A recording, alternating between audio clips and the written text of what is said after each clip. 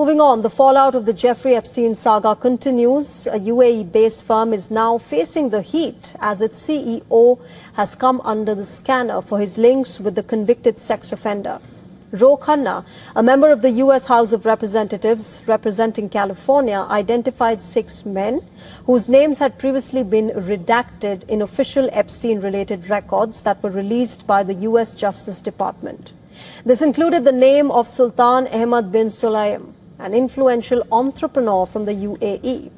He is the group chairman and the CEO of DP World, which is a global logistics giant that operates dozens of shipping terminals and free trade zones around the world. This firm contributes over 36% to Dubai's GDP. His other ventures, including establishing Nakheel, which is a real estate company that has created many iconic Dubai projects, like the Palm Jumeirah. In 2008, he received an honorary doctorate as well from the Middlesex University in Dubai. He serves as the chairman of Ports, Customs and Free Zone Corporation as well. Now, as per reports, Sultan Sulayem maintained correspondence with Epstein even after his 2008 conviction for soliciting prostitution from a minor. Their exchanges allegedly included crude language and objectifying references to women. In 2009, he purportedly sent a torture video to Jeffrey Epstein, who replied that he loved it. This controversy has now impacted DP World. Canada's second-largest pension firm, La Caisse, announced that it will suspend future investments with DP World until it sheds light on Sultan Sulayem's links with Epstein and takes necessary action. Subsequently, British International Investment, which is a UK government-owned finance institution, also halted its investments with DP World, expressing shock at these allegations. While Sultan Sulayem has not been charged with any of the crimes related to Epstein so far, remember, these allegations are being seen as yet another manifestation of Epstein's ties with the global elite. Hello and welcome to MEE Live. I'm Matilda Mallinson. It's Thursday, the 12th of February, 2026. Today we continue our coverage of the Epstein Files following Wednesday's heated cross-examination of US Attorney General Pam Bondi. We'll look into an Emirati billionaire with whom Epstein discussed sex, fetishes and UAE business relations, and to end, a spotlight on those who survived Epstein's violence as the heavily redacted files fail to indict a single one of their living abusers. First, MEE has been looking into one of the 6 men mentioned, an Emirati billionaire linked to the highest levels of the UAE state. After seeing the unredacted files, Republican Congressman Thomas Massie wrote on X, quote, "Until tonight, no one knew who sent the torture video to Epstein. Our law requires victims' information to be redacted, not information of men who sent Epstein torture porn." The torture porn he refers to is about a video mentioned that caused disturbance after the original release of files, including an email from Epstein in 2009 saying he loved the torture video. The recipient of that email was redacted. Massie claims that the sender of the torture video mentioned was Sultan Ahmed bin Sulayem. It's a name that comes up in the Epstein files more than 5,000 times. The material does not demonstrate criminal wrongdoing and Sulayem has not been charged with a crime. But it is enough to cause serious potential problems, not just for Sulayem himself, but for one of the biggest logistics companies in the world, as well as the United Arab Emirates. MEE journalist Rayhan Uddin has been investigating and he joins me here in the studio. Welcome, Rayhan. Tell us, who is Sultan Ahmed bin Sulayem? Thanks for having me on the show. So yes, I've been looking into Sultan Ahmed bin Sulayem. He is one of the most powerful business figures in the UAE. He's been the chairman of DP World since 2007 and the chief executive since 2016. DP World is one of the largest logistics companies in the world and is in control of many ports all across the world, in the Middle East, in Africa, in Europe, South America, and it handles about 1/10 of the world's container trade. So it's a massive player in the logistics market. With regards to Sulayem himself, he's been in the ports trade since the 70s. He's held roles in property development, in private equity, but he's a very, very influential figure in the UAE. Now, he's not a member of any ruling royal family in the UAE, but it could be argued he's one of the most powerful non-royal figures in the UAE, and he comes from a family who have had a close relationship with the Al Maktoum family that rules Dubai for a long time. His father advised the Al Maktoum family, and actually in the Epstein Files, there's plenty of correspondence that suggests that Sulayem is very close to Mohammed bin Rashid Al Maktoum, who's the current ruler of Dubai. Now, it appears that Epstein and Sulayem were pretty close. Sulayem refers to Epstein in very affectionate terms in these exchanges. Their relationship continued well after Epstein's first conviction. Let's dive a bit more into that relationship. The exchanges in the Epstein Files are both personal and professional. Let's start with the professional. Tell us a bit about Epstein and Sulayem's professional dealings. Sure, yeah. So I've been poring over hundreds, possibly thousands of emails between Sulayem and Epstein. And yeah, if we focus on the professional side of things, they discussed geopolitics, they discussed business very regularly. And one of the key things they did was utilize each other's networks. So Jeffrey Epstein was key in introducing Sulayem to a number of important global figures, one of them being Ehud Barak, former Prime Minister of Israel. Another introduction that Epstein made was to Steve Bannon, the right-wing strategist and former Trump advisor. And a very notable introduction that Epstein made was to Peter Mandelson, which is a connection that's really made headlines in the UK. Epstein introduced Sulayem to Mandelson in 2009. Now that's significant because Mandelson was the business secretary in Gordon Brown's government at that time, and DP World were putting forward a proposal to build London Gateway, a port on the Thames. It was a new £1.8 billion project that Sulayem and DP World were proposing. And through Epstein's connection to Mandelson, Sulayem was able to lobby Mandelson and, by extension, the UK government to guarantee loans to fund the project.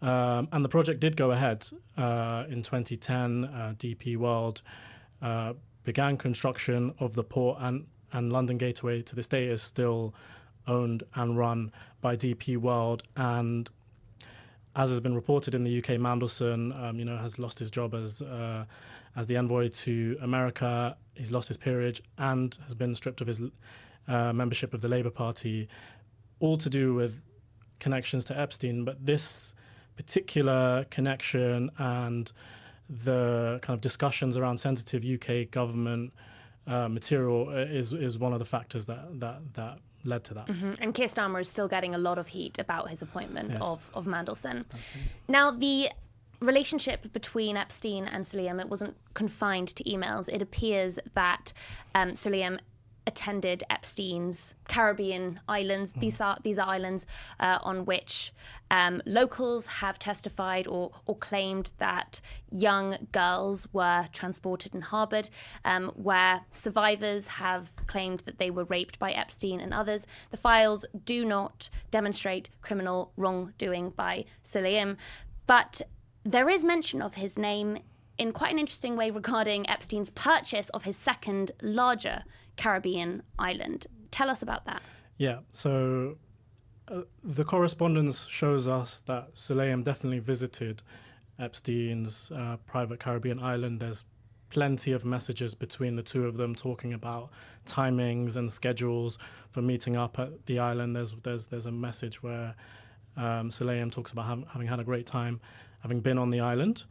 With regards to what you said about the larger island, yes, so it was documented that Epstein owned Little St. James, but he also wanted to purchase a larger island, Great St. James, which is nearby. But according to reporting from the Miami Herald, The owner of that island didn't want to sell it to Epstein because of his sex trafficking charges from 2008. And now the Herald reports that Epstein tried to circumvent that by buying the island through a shell company. And the beneficial owner of that shell company was Sulayem.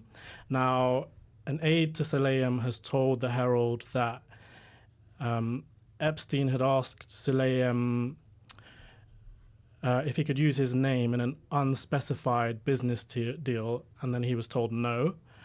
So that seems to suggest that his name might have been used against his will. We don't know. As you said, the island is central to the 2019 charges against Epstein for sex trafficking of minors. Plenty of the allegations say that the island was used as a base for sex.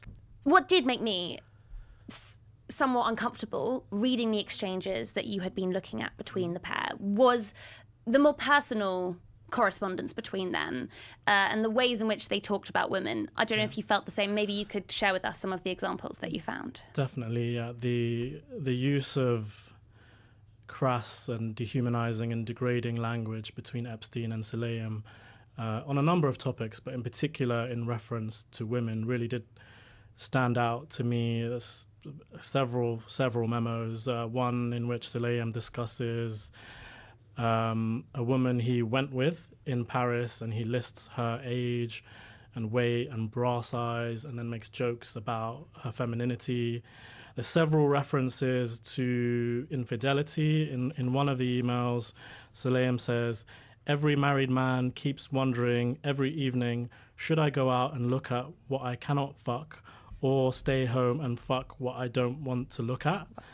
Wow.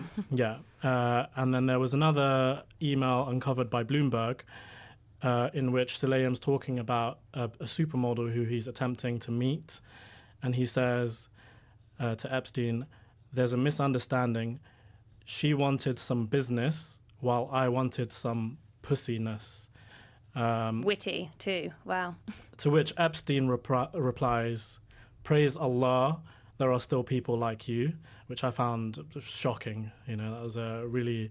And there's plenty of other references to sampling a fresh 100% female Russian on Sulayem's yachts. Just a lot of references that have been reported of really degrading language about women.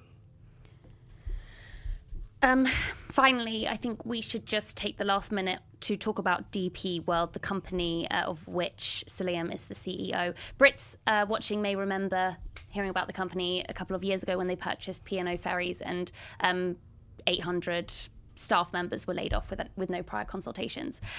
Tell us a bit about the company, or tell us about the closeness that it has to the UAE state, and whether this episode could have any fallout for DP World and even for the UAE. Yeah, so there's very much closeness with the Emirati state. DP World, it used to be a publicly owned company, but in 2020 it went back into full state ownership. So it's 100% owned by a subsidiary of the Dubai government. DP World is responsible for 36% of the GDP of Dubai and 12% of the GDP of the UAE as a whole. So it's a huge, huge player in the UAE's economy. And as I mentioned earlier, it controls 10% of global container trade. So it's a huge part of the global economy. But as well as economically, it's also a key soft power tool for the UAE. DP World has control over some quite sensitive and strategically important choke points and ports around the world, one of them being Berbera Port in Somaliland, and another one being Tartus Port in Syria. And that was actually acquired quite recently. Russia used to own Tartus Port after the fall of the Assad government.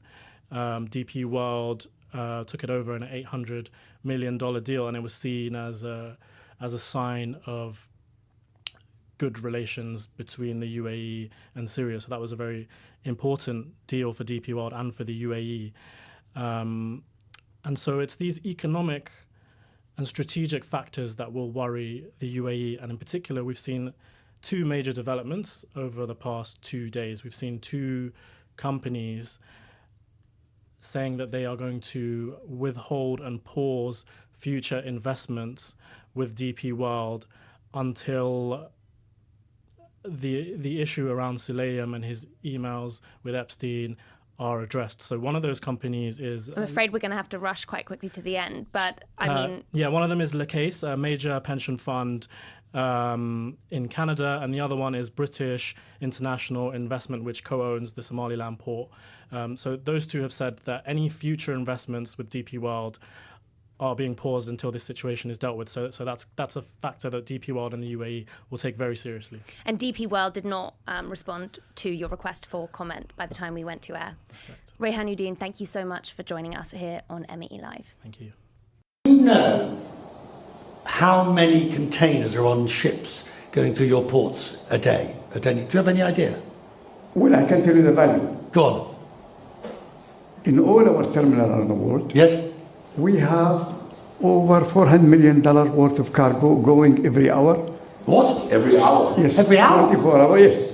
We have almost 3.7 trillion cargo going. Listen, this was the statistics in 2023, right, when we have 75 million containers. Today we have, last year we have 86 million. This year we're going to have close to 100 million containers. So at 75 million containers a year, we are handling cargo worth $400 million an hour, 24 hours a day, 7 days a week, 365 days a year. So a lot of cargo moves through our terminals. A lot. $500 million a day? No, an hour. An hour. Yeah. You better get back to start counting. Can I have a bit of it, please? Thank you very much. What if the UAE's biggest Horn of Africa bet isn't about ports, coastlines, or the Red Sea, but about walking away from them entirely?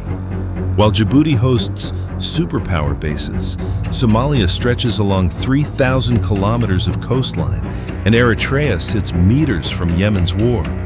Abu Dhabi quietly chose something else: a landlocked giant.